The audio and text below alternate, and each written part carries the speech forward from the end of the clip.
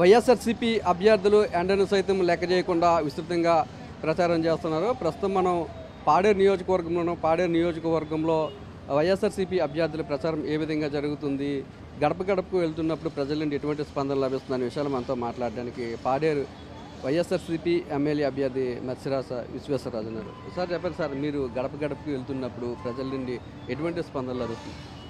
ఈరోజు గౌరవ జగన్మోహన్ రెడ్డి గారు ఏదైతే గతంలో సంక్షేమ పథకాల పేరిట గిరిజన ప్రాంతంలో పాడేరు నియోజకవర్గంలో అత్యధికంగా ఈ లబ్ధిదారులు ఉండడం జరిగింది లబ్ధి పొందడం జరిగింది. అదే రకంగా ఈరోజు మొన్న ప్రవేశపెట్టినటువంటి మేనిఫెస్టో ఏదైతే ఉందో అదంతా మరింత గిరిజనులకు అందరికీ మేలు కలిగే రకంగా ఉంది. మేము గిరిజన ప్రాంతంలో 109 పంచాయతీల్లో ఏ పంచాయతీకి వెళ్ళినా కూడా అనూహ్య స్పందన లభిస్తుంది. గిరిజనులందరూ కూడా చాలా సంతోషంగా ఉన్నారు.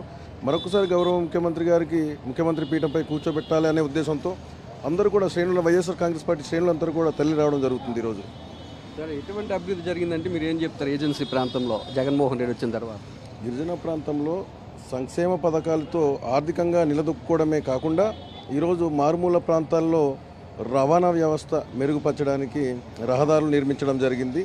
అలాగే 530 కోట్ల రూపాయలతో ఈరోజు పాడేరులో మెడికల్ కాలేజీ నిర్మాణం శరవేగంగా కొనసాగుతుంది. రేపు ఇంకొక 3-4 నెలల్లో అది కూడా జగన్మోహన్ రెడ్డి గారు ప్రారంభోత్సవం చేయబోతున్నారు. అలాగే ఈరోజు మేము చూసుకున్నట్లయితే ఆర్బీకేల ద్వారా రైతు భరోసా కేంద్రాల ద్వారా విత్తనాల పంపిణీ అయితేనేమి, అదే రకంగా సచివాలయ వ్యవస్థ ప్రవేశపెట్టి ప్రతి గతంలో అయితే మండల కేంద్రాలకి ఎంఆర్ఓ ఆఫీసుల చుట్టూ తిరిగేవాళ్ళు. ఈరోజు ఆ పరిస్థితి లేకుండా ఈరోజు సచివాలయ వ్యవస్థ ద్వారా సర్టిఫికేట్ కావాలన్నా ఇంకేం కావాలన్నా సరే ఈరోజు సచివాలయ వ్యవస్థ ద్వారా సచివాలయంలోనే స్థానిక గ్రామ పరిపాలన ఈరోజు మెరుగుపరచడం ద్వారా ప్రజలందరూ కూడా చాలా ఆనందంగా ఉన్నారు. అలాగే నియోజకవర్గ పరిశీలకులు శ్రీకాంత్ రాజు గారు ఉన్నారు. సార్ ఎమ్మెల్యే అభ్యర్థితో పాటు మీరు కూడా ప్రచారానికి వెళ్తున్నారు. ప్రచారానికి వెళ్తున్న సమయంలో ఏమనిపిస్తుంది సార్ మీకు? అనూహ్యమైన స్పందన. గిరిజన ప్రాంతాల్లో ఇంత స్పందన నేను కనివిని ఎరగని రీతిలో నేను చూస్తున్నాను. కొన్ని గ్రామాలు బాగా మారుమూల గ్రామాల్లోకి వెళ్ళినప్పుడు అక్కడ భాష కూడా మనకు అర్థం కాని భాషలో కూడా మనం తెలుగులో చెప్తుంటే వాళ్ళు తిరిగి జగన్మోహన్ రెడ్డి పంక ఆ 2 నినాదంతో వాళ్ళు చాలా లోతుల్లోకి జగన్మోహన్ రెడ్డి గారు వారి గుండెల్లోకి వెళ్ళారు.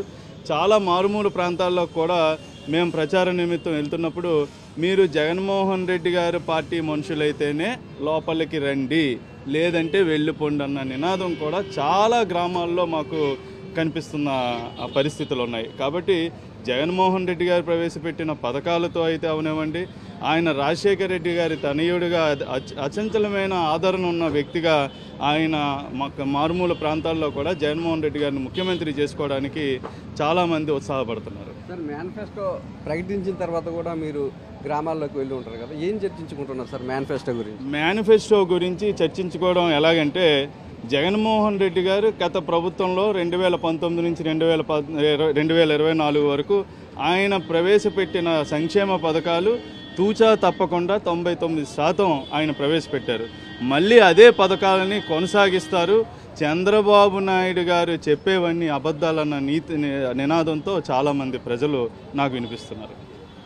తాము ప్రచారానికి వెళ్తున్న సందర్భంలో ప్రజల నుండి విశేషమైన స్పందన లభిస్తుందని, ఏ గడపకు వెళ్ళినా ప్రజల నుండి అపూర్వమైన స్వాగతం లభిస్తుందని ఇక్కడున్న వైఎస్ఆర్సీపీ ఎమ్మెల్యే అభ్యర్థి విశ్వేశ్వరరాజు గారిని శ్రీకాంత్ రాజు గారిని చెప్తున్నారు. అలాగే సీఎం వైఎస్ జగన్మోహన్ రెడ్డి ఏర్పాటు చేసిన మేనిఫెస్టో మీద కూడా ప్రజలు విపరీతంగా చర్చించుకుంటున్నారు. సీఎం వైఎస్ జగన్మోహన్ రెడ్డి ఏదైనా ఒక హామీ ఇస్తే ఆ హామీని నెరవేర్చుకుంటారనే అభిప్రాయం సర్వత్రా వినిపిస్తుందని చెప్తున్నారు. కెమెరా రమేష్తో నాయుడు, పాడేరు నుంచి.